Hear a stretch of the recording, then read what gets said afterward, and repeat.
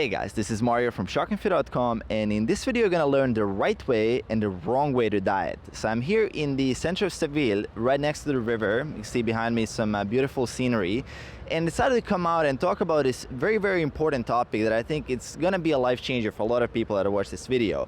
And specifically, who is the target of this video is people who want a lasting change, people who want to make this a lifestyle, and those who are not seeking for a magic pill or a magic solution or some kind of fix for like 21 days, right? So I want to start off this with a quick story. So let's say I'm just starting out and my friend John is just starting out, and we both finished work and we're going to a buffet, like a salad bar in Whole Foods.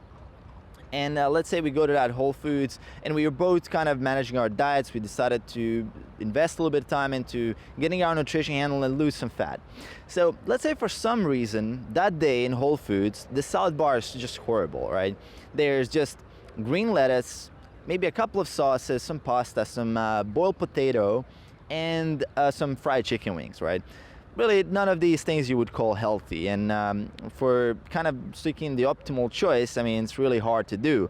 But there are some differences between these foods, right? There are some choices you can make here. So the first choice is kind of obvious. Okay, which carb source do you choose? Do you choose pasta, or do you go for the boiled potato? How much sauce are you gonna add? How much chicken wings are you gonna add? And how much, let's say, salad are you gonna choose? Those are kind of the options that we have. So let's say my friend John, he chooses to eat some pasta, some sauce, and some fried chicken wings with a little bit of salad. And let's say I choose to go for the boiled potato, a little bit of sauce, a lot of green salad, and a lot of fried chicken wings, but I'm gonna remove the skin and I'm just gonna eat the meat. So at the end of the day, you know, someone might be looking at two of us eating and having a meal together, and they will say, well, you guys are having the same thing. But in, let's say, a month, someone will say, hey, shit, I mean, you have a fast metabolism. Or John will tell me, hey, you have a fast metabolism, you're just burning fat, you're not gaining any weight, your body is much better than mine, right? And what really happened there is that I kind of used my knowledge to about that satiety index versus like pasta versus potato. I also used my knowledge of how much protein I need, so I picked out the meat. I didn't need the skin because I know I need to limit the fat intake. I also chose a lot of salad because I know salad will keep me fuller. While on the other hand, my friend John, what he did is in his meal, he simply said, hey, I'm gonna eat this and I'm gonna manage it afterwards. I'm gonna use like a quote-unquote willpower. Maybe he's not doing it consciously, but he is still doing it because in a couple of hours, when he starts becoming hungry, he'll have to use his willpower to kind of restrain himself from eating again. Not only that, but he probably ate a little bit more calories than me, so he's gonna have to restrain himself for the whole day up until the end of that day to eat a little bit less. Well, for me, I just had my good meal. I mean, it wasn't perfect, but it was still much better and closer to what a quote-unquote healthy meal would look like. And that's something I wanted to talk about in this video. Is the method I use there is simply I've exchanged my knowledge for in exchange for like the pure willpower that I had to use to maintain my system, to maintain my nutrition.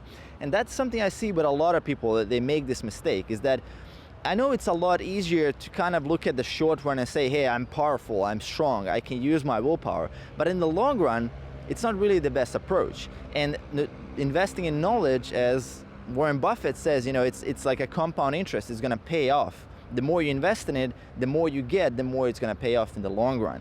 But let's say, for the sake of, to continue my story, let's say in a couple of months, let's say 2 months, we both lose 10 pounds. And it's normal. I mean, the willpower approach will definitely work. I'm not saying that there's no merit to cognitive restraint. You know, definitely works. You can just say, fuck it, I'm not gonna do this, and you cut it off, and it's gonna work. Like a lot of food elimination diets work. A lot of kind of like paleo, hey, hate the grains, hate the carbs, and all these things, they work. You know, it's not for, I mean, for some people they actually work a lot better than anything else. But what I'm saying is that, let's say in 2 months we both lost about 10 pounds, and for some reason, just by chance, we decided to check in with each other like 6 months later. And it just happens to be like that my friend John just fell off track. He didn't want to do it anymore, and he kind of didn't want to manage his willpower anymore, and he returned back to all the weight. And also I did the same thing, right? I just kind of forgot about it. I fell off track. All my habits kind of went away, and we both are at square one. But here's the difference, right? The second time, I mean, nobody's gonna diet for one time, obviously. People will wanna diet multiple times, especially if you fail at it. I mean, most people try at least a couple of times. So let's say for the second time, if you just analyze our starting points, I have an advantage there because I've invested in the knowledge, and that knowledge is still there. And I know that it's simply that my lack of that level of knowledge where I need to be is preventing me from getting the body I want. It's not that some kind of magical thing is happening. It's simply that I don't know enough for me to sustain this, for me to get better results, right?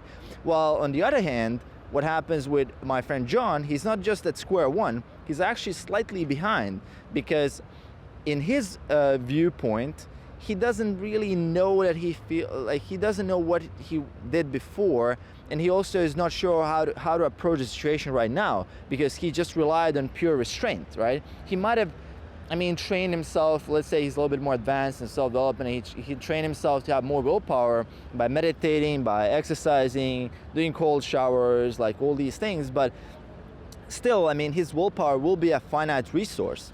There's just so many things competing for it as well. While in my case, the knowledge is just simply compounding, and there's probably an infinite amount of knowledge you can accumulate, as your time constrained by your lifespan, obviously, but as much time as you have, you can probably learn a lot. So that's the two approaches, like willpower versus knowledge. And what can you do about this? Well, as Charlie Munger says, because I mentioned Warren Buffett, why not mention Charlie Munger as well?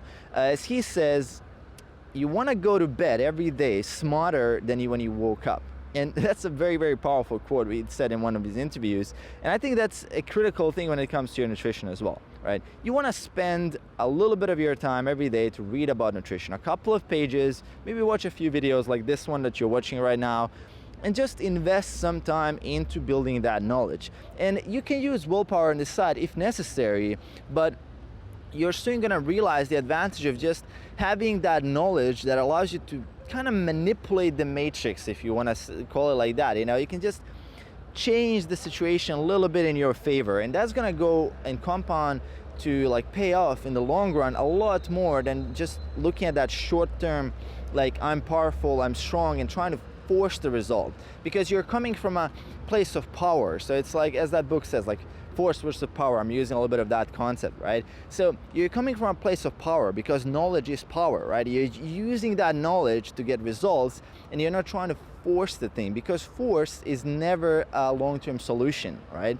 So that's kind of the big idea that I wanted to share with you guys. And I was also wondering is, what do you guys feel about this? Do you feel like you're forcing your diet, or is it coming easy and natural with you? Are you dieting with ease, right? And that's a question for you. So leave that in the comments below. Do you feel like you're forcing it sometimes, or it really comes with ease to you?